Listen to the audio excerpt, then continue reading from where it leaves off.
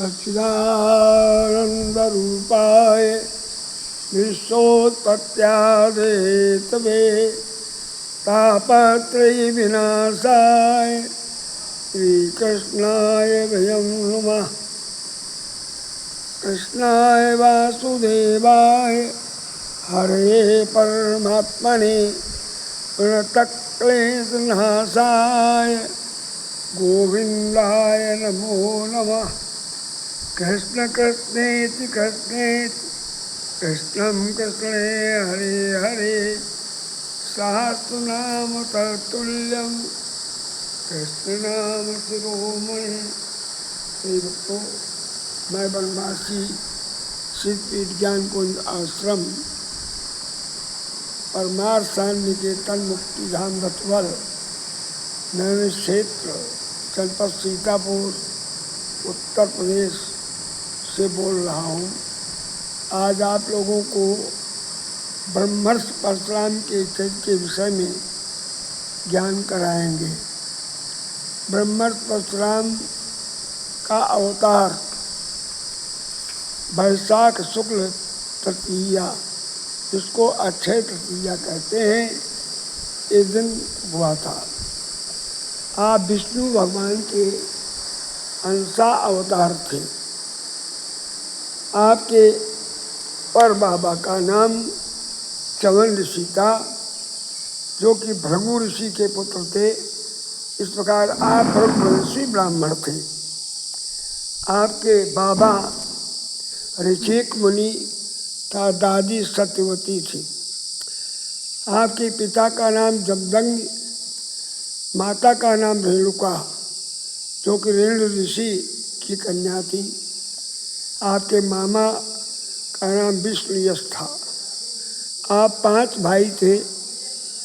Number 1 सबसे बड़े भाई का नाम देववान, नंबर 2 सुसेन, नंबर 3 वसु, नंबर 4 विश्वावसु। आप 5वें नंबर पर थे। आपका नाम राम था, परंतु आपने 10,000 वर्ष तपस्या करके भगवान शंकर से 2 दिव्य अस्त्र प्राप्त किया। एक परशु माने फरसा का, दूसरा सारंग धनुष, जो विष्णु भगवान का धनुष है। जिससे परशु के प्राप्त होने से आपका नाम परशुराम हो गया। आपके पिता का सहस्त्राभाव से नंदा नाम की गाय की रक्षा में विवाद हो गया। परशुराम ने आपके पिता को मार डाला और उनका सिर काट करके अपनी नगरी माहेश्वती के फाटक पर टांग दिया कि देखो, जो मुझसे टकराएगा उसकी ये दशा होगी। परशुराम के विषय में लक्ष्मण जी व्यंग करते हुए कहते हैं कि माता ही पिता ही उर्ण भयो नीके, गुरु रहा सोच बल जी के। ये व्यंग नहीं है, यथार्थ है। ये माता पिता से उर्ण हो गए थे। कोई माता पिता से उर्ण नहीं होता। उर्ण क्यों नहीं होता? क्योंकि माता पिता हमें मानव देह प्रदान करते हैं, जन्म देते हैं, और हम माता पिता को जन्म नहीं दे पाते। इसलिए कोई भी पुत्र अपने माता पिता से उर्ण नहीं होता। परंतु ब्रह्मर्षि परशुराम सर्वप्रथम अपने पिता की आज्ञा से अपने माता का, अपने भाइयों का सिर काट डाला था। क्योंकि पिता स्वर्गा पिता धर्म, पिता ही परमो तपः, पितर प्रीति मापन्ने प्रियंते सर्वदेवता। अपने पिता की महिमा को जानते थे, उनकी आज्ञा का पालन किया। तत्पश्चात प्रार्थना करके पिता से वरदान रूप में अपने माता तथा भाइयों का जीवन दान मांग लिया। इस प्रकार से परशुराम जी अपने माता को नवजीवन दे करके उर्ण हो गए। अपने भाइयों को भी नवजीवन प्रदान कर दिया। अपने पिता का सिर पर सहस्त्राभाव को मार कर ले आए, धड़ में जोड़ दिया, यज्ञ करके उनको पुनर्जीवित कर दिया। जीवित ही नहीं, अमर कर दिया। परशुराम स्वयं अमर हैं, अपने पिता को भी अमर किया। ऐसे परशुराम महाराज को तीव्र गति प्राप्त थी। वो विमान में होते हुए वायु गति से जहाँ चाहते थे वहाँ पहुँच जाते थे। जब ये 5 वर्ष के थे उस समय इनका शालिग्रामी क्षेत्र में कश्यप महात्मा के द्वारा यज्ञोपवीत किया गया था। आप हर समय 41 अस्त्र धारण करते थे।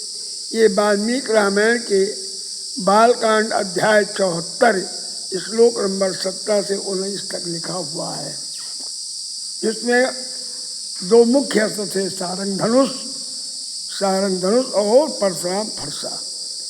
इनके बाद ब्रह्मांड कवच था। कोई ब्रह्मांड में से जीत नहीं सकता था, न इन्हें कोई मार सकता था। ये ब्रह्म पुराण के अध्याय 26 श्लोक नंबर 40 में लिखा हुआ है। अतः इन्होंने अपने पिता का बदला लेने के लिए तथा ब्राह्मण जाति की रक्षा के लिए सहस्त्राबाहु पर चढ़ाई किया। इस सहस्त्राबाहु ने ये शपथ लिया था कि पृथ्वी पर कोई ब्राह्मण का बीज नहीं रखेंगे।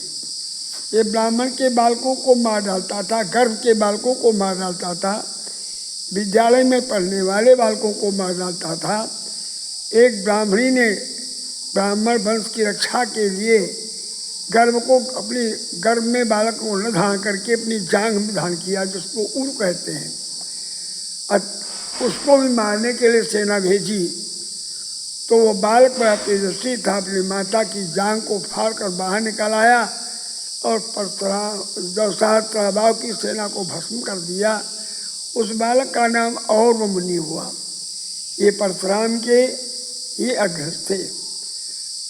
इस सहस्त्राबाहु ने वशिष्ठ के आश्रम में, जमदग्नि के आश्रम में, अनेक ऋषियों के आश्रम में आग लगा दिया। सबकी सरकारी सहायताएं बंद कर दिया। ब्राह्मण वंश के सर्वनाश का बीड़ा उठाया था। अतः इन्होंने भगवान शंकर की आज्ञा से इस पर चढ़ाई किया। उस समय इस सहस्त्राबाहु ने अपने गुरु दत्तात्रेय के द्वारा दिए गए अमोघ शूल से त्रिशूल से मार डाला।